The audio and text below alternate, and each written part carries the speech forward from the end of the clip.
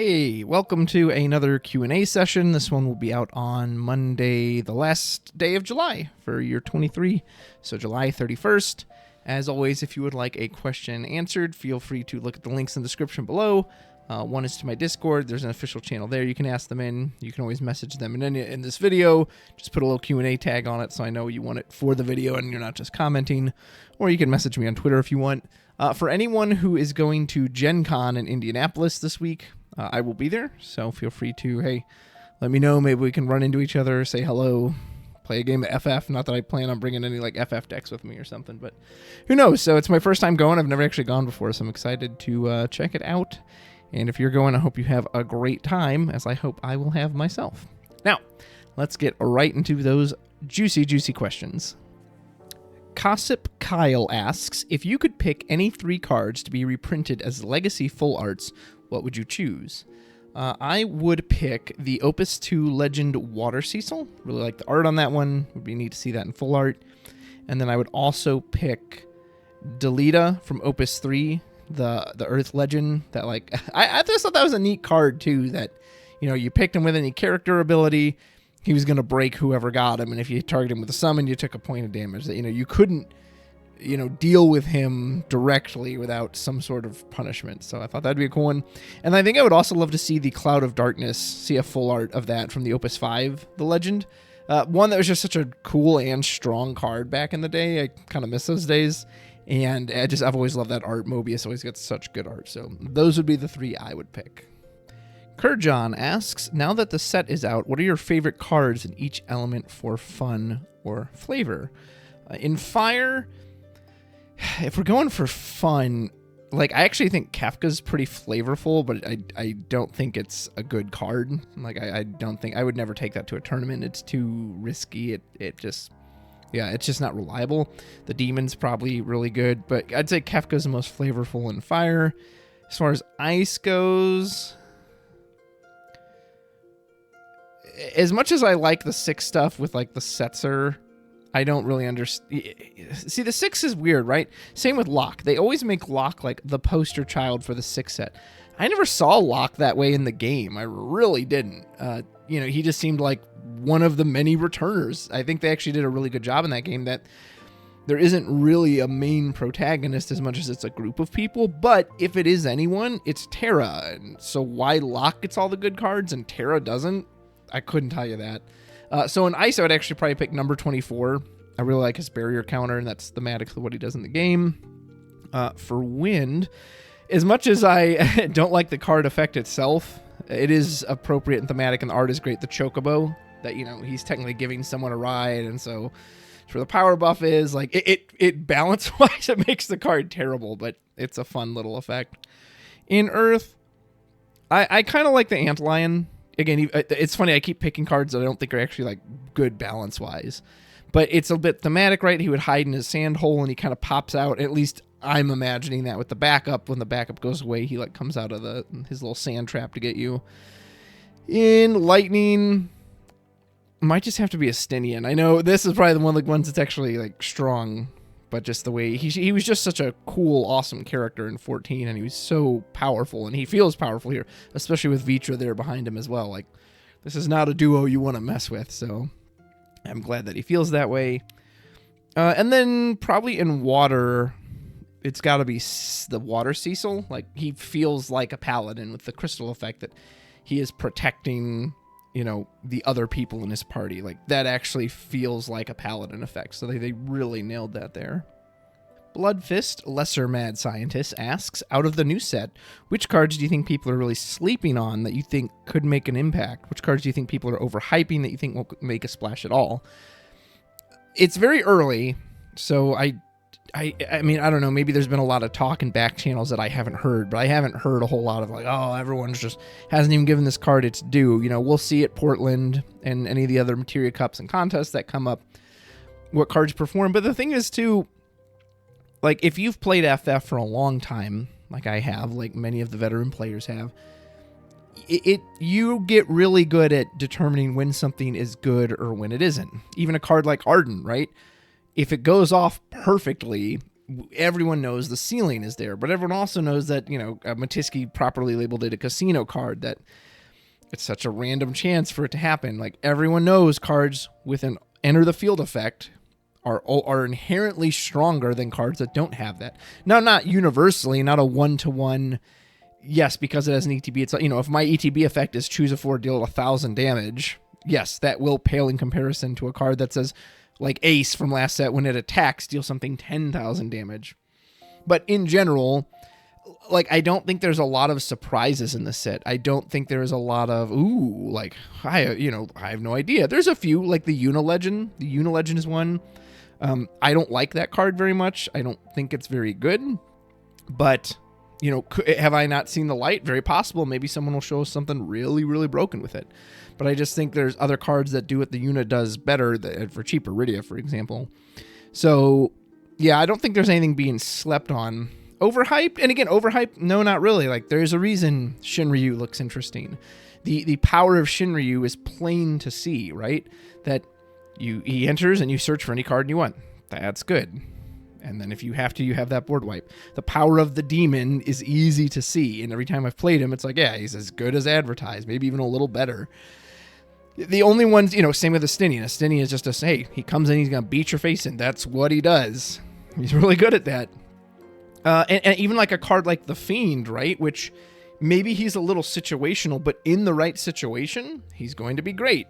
So, yeah, and it's too early to say with any real assurance. Again, if let's say no one's using the demon for whatever reason, then I would be like, okay, why aren't they using the demon? The demon is good. But then you look at other facts. Well, maybe it's just because fire just isn't in a great place, so people just don't have deck spots for him. But we'll see how it develops. But so far, I feel like most people have called the cards correctly. So we'll see if that's true. Zach4409 asks, do you feel like the state of the game right now is too fast and aggressive, or does it have just the right amount of aggro? Follow-up question, what tools would you like to see mid-range and late-game decks get? I do think it's too fast, but maybe not in the sense of like, of legit the word fast is in the amount of turns it takes, right? If you don't like playing against 13, it's likely because, you would say, well, it's very fast, right? A 13 deck can legit kill you in 3 turns. Now, it's interesting. I'm going to compare this to Magic the Gathering because Magic has true aggro decks that's the point of them, is that they're supposed to kill you in 3 or 4 turns, maybe 5 at the most, and they're out of there. And the reason is because those decks will run out of gas. If you can survive that wave, those decks won't win after that point because they're just not designed to do that. But what makes Magic interesting compared to FF is that in Magic, you play 1 land a turn. So there's a ramp out, there's a curve out. Turn 1, you can do a 1 mana spell. That is it. But FF doesn't have that, right? FF has turn 1, if I wanted to, I can crap out a Kirin and then hit a Renoa and then do them again. And you can put out 4 forwards on turn 1 if you really want to. And that's kind of unique to FF, and there's sometimes I like that, but there's other times that, right, maybe not so much. Like, if FF was Magic, you can't go Hope, Vanille, Fang, Hope, Vanille, Lightning, whatever on your turn 1, because you'd be playing a 1 mana spell. What I think the game is, for me, the state of it, there are just too many non-games. Like, it's very rare that I have a game where I feel like the choices I make matter. And I was talking to a very prominent pro player about this, where they were saying, in the past, it was a lot more about the choices you made and the deck you built and the deck building choices you made, the cards you discarded. Whereas nowadays, it's a lot more about just seeing the cards in the right sequence. And I feel that's been true for quite a while now, that I feel like big plays, big turns, legit more come down to, do you have card X? Okay, yes, you win. No, you don't? Okay, then I win. Amaterasu being the king example of that. How many turns or plays in this game come down to, do you have Amaterasu? You do? Especially if I'm trying to come back from behind. Okay, legit, the only way I got out of this is to Shantoto the board, is to Susano the board. Here it comes. Do you have Amaterasu? Yes, you do? Okay, I lose. Legit, I lose the game. Or, no, you don't? Oh, okay, maybe I've got a chance. And there's a lot of what I call non-games. And, Magic is like that too. There are a lot of what I call non-games in Magic, where I'll be playing my control mill deck, and I'll get paired against an aggro deck, and they get to go first, or they're on the play. I'm not winning that matchup. unless they have the dead draw of dead draws, I will not win that matchup. So it's very frustrating to play against because it's like, why am I even here? And the same thing about 13, right? 13, what makes that deck uninteresting to me is, again, it's not an interesting matchup. It's not a back and forth and tug and pull, and you got some advantage here, and then I pulled it back, and then you gained a bet. It is a coin flip. Okay, here's Hope Vanille, which is incredibly consistent. Do you have an answer to them? Do you have Shantoto, Hecaton, Kyre, Alcid, whoever, like whatever your answer is, do you have it? Yes? Okay, you're going to win now and I'm going to lose. No, you don't? Okay, then I'm going to win. Like, and that's not interesting. I don't think that's even interesting for the 13 player. Like, it's just, all right, answer yes or no, flip the coin. So, to me, that's what I don't like about current FF.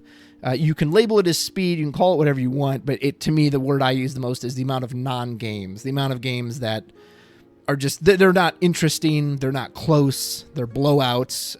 We saw that in a ton of the Materia Cups. You go back and watch a lot of those matches, a lot of them aren't even close. A lot of them, despite taking maybe a total of 20 total turns, one player was in control the entire time. That player was never, ever threatened by anything the other player was doing.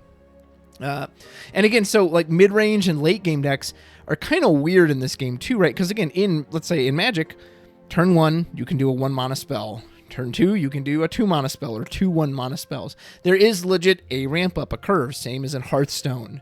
You start with 1 mana crystal and then you get 2. So you have cards you legitimately cannot play until 6 turns into the game, 7 turns into the game. In this game, you can put out Neo-X Death on turn 1. It doesn't matter he costs 6. There's no rule that says, well, he costs 6, so you have to wait 6 turns to get him out. So because of that, it's not really like, I know we kind of think of them as like mid-range and late game decks, but decks can switch on a dime too, right? You could be playing a late game deck, but you draw poorly, you don't draw backups. Guess I'm going to start beating your face in. So that's just kind of how I see it right now. The Custom Card Man asks, do you think FF16 could pave the way for double-sided cards? How the bearers transform into the icons in the game, do you think that's how they will translate it? If not, what do you think will happen with the 16 cast? So I haven't played Final Fantasy 16 yet, and I've avoided all the spoilers. I don't know when I'll get around to playing it, so I can't comment on this with any real certainty. But I can the only thing I can say for certain is there's no way they're doing double-sided cards. I think that'd be interesting, but I just don't think they will. I think they want to keep the game simpler. Like in Magic, you've got double-sided cards and counters and all these other things that honestly can make it a real pain to play sometimes. I just don't think they're interested in pushing it towards that point. So, again, haven't played 16, so I apologize. I can't really comment to give you a good, this is what it would look like, because I don't know much about the game. Xavier asks, what are some of the things you wish Final Fantasy TCG would do that other TCGs do? Can be about OP, product types, promos, etc. Well, how much time do you got, Xavier? I'll try to keep it simple, concise. Obviously, support for the game is a very obvious one. Taking that whatever form you mean, that whether it's better advertising or more shops are willing to carry it. I mean, even back when I did have my locals in my shop, like we struggled to get promos. And why was that? Well, according to the shop, it was the distributor. According to the distributor, it was the shop. According to A, it was B. According to B, it was C, etc. Which is just really frustrating as the fan, as the customer. Like, I don't care who's responsible. I'm not trying to blame anyone. I just want the product. Like, just get me the promos. So that's huge. I know a lot of players with, like, cash prizes for some of these tournaments or just something more than, you can only open so many booster boxes before you get what you want, and then you essentially just have to resell all your stuff. There are so many of these Materia Cups you'll see on the marketplace. Sometimes the next day, sometimes the day of, hey, just won this tournament, I'm selling all the prizes. Like, what does that say if people aren't willing to keep the prizes from the tournaments? Like, there's something seems wrong there. And then other than that, from the game itself, I just wish they were willing to experiment more. I wish they were willing to ban more cards. They seem very, very hesitant to shake up kind of the balance of the game, which is ironic to me because I think it's more unbalanced by the fact that you're not willing to adjust it. So those are the things I can think of off the top of my head. Katsumoto asks, where do you feel the overall state of the game is? Do you see FFTCG lasting much longer? I couldn't say with any certainty how long it will or won't last. And this one's kind of weird, right? Because If it was any other TCG, it would probably be in trouble just given how small it is, but it's been small for a very long time.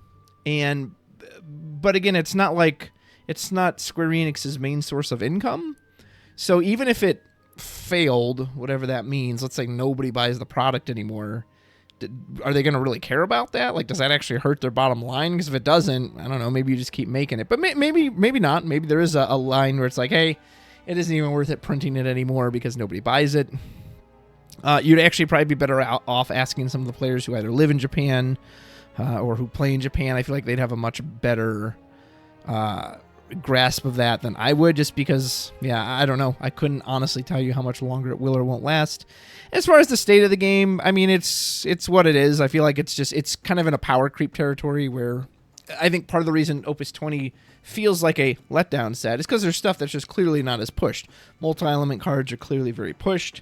And when you don't ban and kind of corral the cards you have, there's also no rotation. It's a never-ending permanent set that, because of that, old cards don't get filtered out. And so I mean, it's fine. It's just what it is.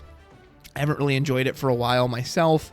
I try to just kind of accept it for what it is, because there was a time I got kind of mad about it, but now I'm just like, I mean, what are you going to do? Like, it's not going to change. I don't think the philosophy behind the game is going to change. So it's kind of like, why bother getting upset about it now at this point? I mean, I don't really like the state of the game. I miss the old, I guess you could call it slower, for lack of a better term, pace of the game. I felt like what I did in the matches mattered more in older games. Even if I lost, it felt like, but you know what? I had a chance to influence the outcome, and what I did mattered. And I don't always feel that with the current game. It, again, feels, I mentioned this in an earlier question, like, it just feels more like a toss-up. Did you see X card at X time? Okay, that's what determined the game. Did you hit X burst at X time? That is now what the game was about, as opposed to all the choices you made. So there you go. The one and only Lance Pearson asks, and he's got a couple of these, if you could steal a mechanic from any other TCG and put it in FFTCG, what would it be and why? Mine would be drive checks. Currently, the one I think of the most is Trample from Magic the Gathering. It's a keyword that essentially says when your creatures are so big, even if they're blocked by other creatures, they'll deal their remaining power to you directly. And I've wanted, because, FF has had plenty of big stompy bodies and cards, like a lot of the Earth summons, that's, hey, give this 5,000 power, 2,000 power, whatever. It would be cool to see that power level matter, because currently, if I have a 15,000 power forward and I hit you for a point of damage, it still just hits you once. And when you show the FF cards to other people, like I showed them to a couple of Magic guys the other night, and they're like, 9,000 power, geez, that thing just kills you in one hit. It's like, no, it only still hits you for 1 point of damage. So I would like to see some kind of trample effect that, hey, even if you block this, if my guy's so big, I'm still going to run over and hit you for a point of damage. So that's the one I'd be looking forward to the most at the moment. And that wouldn't really change a whole lot, right? That wouldn't require a whole rewriting, rescript of the game. Lance follows up with another one, and would you like FFTCG exclusive stories and characters? Currently, no. I would like to see the characters that haven't been represented get filled out first. Again, why is Amaranth from 9 not have much representation? What about Kina, the Tantalus gang people have asked for forever? Characters from the older games, even the popular ones that don't get much love. Why doesn't Bannon have more cards? Why not make all the Moogles from 6 that come and help save Terra's life? They seem, for at least that moment, they were important. And maybe if all those characters get filled out and represented and have fun cards, like, okay, maybe then we can start to make stuff up. But I don't think I'd want to see stuff just made up off the spot. At least to me, one of the appeals of this game was getting drawn in and getting to play with the characters that I know and love. So, Lance, following up with some more. One more thing. Do you like where the product is going and where it has been headed? I.e. opening packs, boxes. Do you feel that post-pack exhilaration is enough?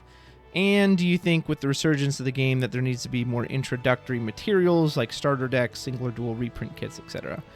I suppose it depends what you mean by resurgence of the game. If you mean that organized play has returned, Or do you mean that the game is like grown in popularity? I don't think it has, but again, we don't see any numbers on any of this stuff, right? I would love to see numbers. I would love to see hard data, because who doesn't love hard data? Who doesn't like to say, oh, look, 500 people played here, 600 people played here, 800 people played here, whatever. Because the only data I have is that most of these Materia Cups, with the exception of maybe Florida, the very first one, a lot of them sold more tickets than people who showed up. That, they were expecting 100 plus people and 80 people showed up. Why did those people not show up? Could be for any number of reasons. Maybe something came up.